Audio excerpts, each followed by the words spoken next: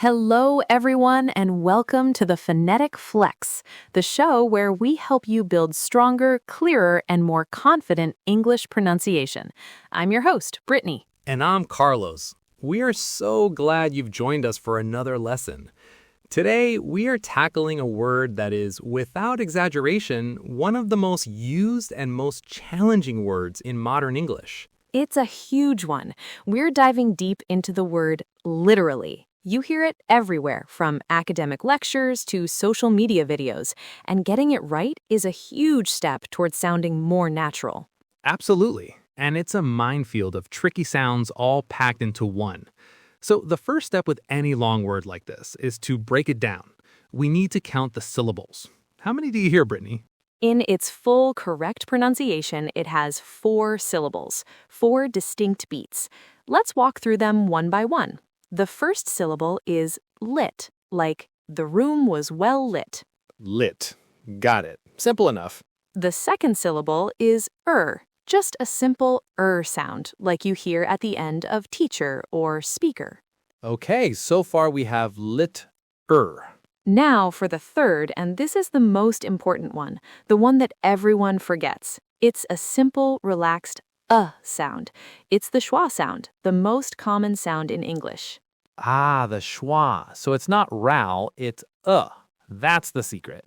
That's the secret. And the last syllable is lee, just like the name, L-E-E. So the 4 parts are lit, lee. And as you said, the biggest mistake is skipping that third syllable. People see the A in the spelling and their brain wants to make an ow sound, so they say LIT-ruh-lee. They crush 4 syllables into 3. Exactly, but that little sound is crucial for a standard American accent. It creates space in the middle of the word and gives it the right rhythm. Okay, but there's another layer to this, isn't there? Something that makes it sound even more American. Yes, this is one of my favorite phonetic features. It's called the flap T. In American English, when a T sound is between 2 vowel sounds, we often soften it. It's not a hard T sound anymore. Right, it becomes a sound that's very close to a quick D sound. Precisely. So in LIT-ruh-lee, the T is between the I sound and the sound.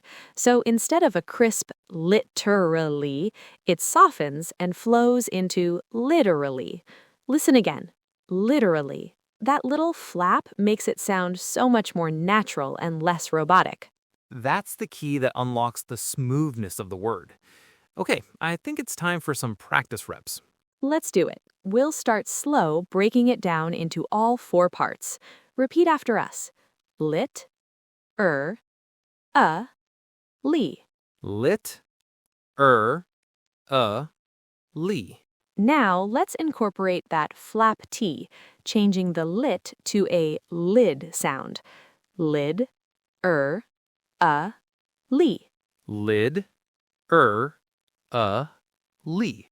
Great. Now let's put it together at a conversational speed. Literally. Literally. Now, Carlos, knowing how to say the word is half the battle. We also have to know what it means, and this word is a bit of a shapeshifter. It really is. It has 2 main uses that are almost opposites. First, there's the formal original meaning, which is in a literal factual sense. Exactly. Right. For example, if you say, the temperature was literally below freezing, you mean the thermometer showed a number less than 32 Fahrenheit or 0 Celsius. It's a statement of fact. Exactly. Or the book was translated literally from Japanese, meaning it was a word-for-word translation, not just a summary.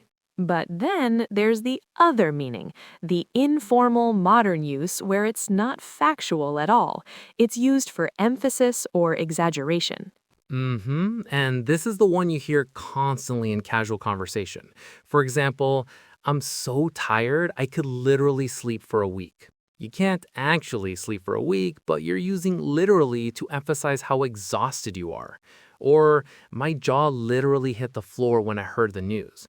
Your jaw didn't actually detach and fall, but it expresses extreme surprise.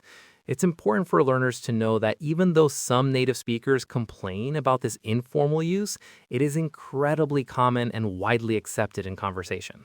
Or my jaw literally hit the floor when I heard the news. Your jaw didn't actually detach and fall, but it expresses extreme surprise. It's important for learners to know that even though some native speakers complain about this informal use, it is incredibly common and widely accepted in conversation.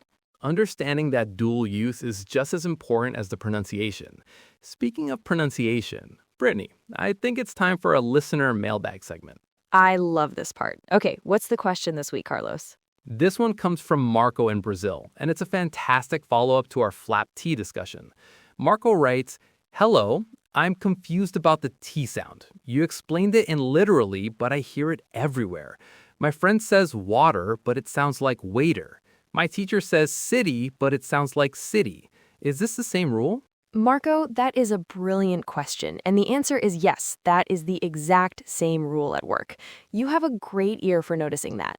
It's the American flap T in its natural habitat. Let's look at Marco's examples. In the word water, the T is between the A vowel and the vowel. So water becomes wader, water. And in city, the T is between the I vowel and the Y vowel. So city becomes city. It's not a full, heavy D sound, but a light, quick tap of the tongue. Once you start listening for it, you'll hear it everywhere, in words like better, which becomes better, or meeting, which sounds like meeting. Let's practice a few sentences with flap T's for Marco and everyone else. Repeat after us. Get a bottle of water. Get a bottle of water. It's a beautiful city. It's a beautiful city. Mastering that flap T is a huge step up for your accent. Thanks for that question, Marco. Okay, let's bring it back to our word of the day and do a final practice round with literally in some full sentences. Let's do it. First, a formal use. The map was old, but it was literally accurate. The map was old, but it was literally accurate. Now an informal one. That movie was so funny, I was literally crying with laughter. That movie was so funny, I was literally crying with laughter. Another informal use. My phone has been ringing all day. I literally have 100 missed calls. I literally have 100 missed calls. Amazing work today, everyone. This was a heavy lesson. It was. So let's recap the big lessons for literally. Number 1, 4 syllables. LIT-ruh-lee. Don't forget that middle sound. Number 2, use the American flap T to make it sound like LIT-ruh-lee. And number 3, understand the difference between the formal, factual meaning and the informal, emphatic meaning. That's everything you need to master this word. And that's a wrap on this episode of the Phonetic Flex. Keep practicing and send us your questions. Thanks for joining us. We'll see you next time for another session. Bye for now.